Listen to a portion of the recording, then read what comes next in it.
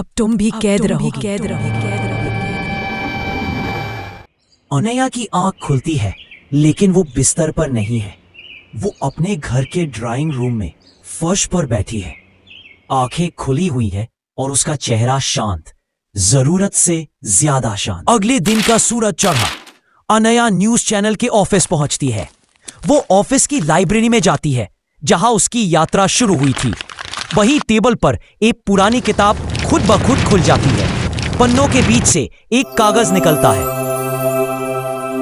42 साल पहले जो वहां बंद हुआ था वो अब आजाद है, तुम्हारे साथ लौटा है। रात। अनया आईने के सामने खड़ी है। वो अपने चेहरे को देख रही है। फिर अचानक आईने में उसकी परछाई। वो मुस्कुराती है, लेकिन असली अनया नहीं। परछाई का चेहरा धीरे धीरे पिघलने लगता है, जैसे मोम हो। वो पीछे हटती है।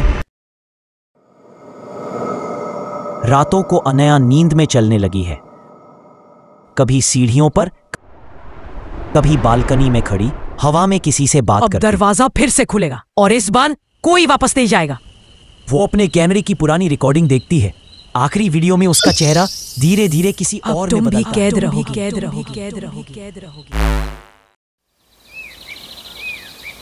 एक दिन पार्क में बैठी अनया के पास एक बूढ़ा आदमी आता है।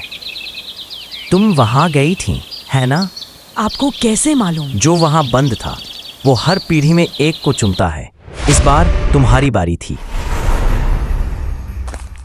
अनया फिर लौटी उसी हवेली में, लेकिन इस बार सब कुछ बदल चुका था।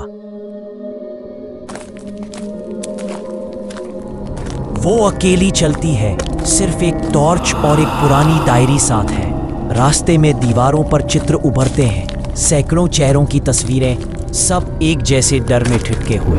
अंतिम दीवार पर कुछ लिखा है, जो अंदर गया उसका बाहर जाना तय नहीं। अनया का हाथ फिर आगे बढ़ता है, लेकिन इस बार डर नहीं है। वह आगे बढ़ती है। पुरानी सीढ़ियां जो वर्षों से धूल में छिपी थीं, अब चमक रही है। ध्वनियां और यादें उसके चारों तरफ प्रकट होने लगती हैं, जो कभी इस हवेली में बंद की गई थी।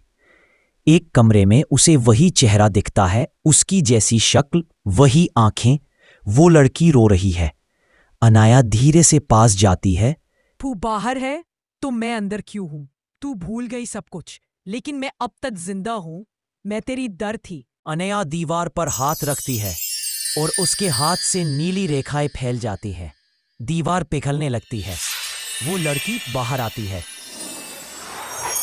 दोनों एक दूसरे की ओर हाथ बढ़ाती है। जैसे ही उनके हाथ मिलते हैं, तू मैं थी जिसे मैंने छिपा दिया था, लेकिन अब नहीं।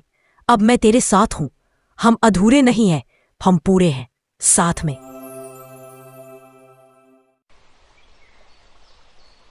आखिरी पन्ने पर कुछ लिखा है, तुमने अंत नहीं चुना, तुमने एक नया प्रारंभ चुना है। प्यारे बच्चों, ऐसी ही मजेदार और रोमांचक कहानियां देखने के लिए वीडियो को लाइक करें और चैनल को सब्सक्राइब करना न भूलें।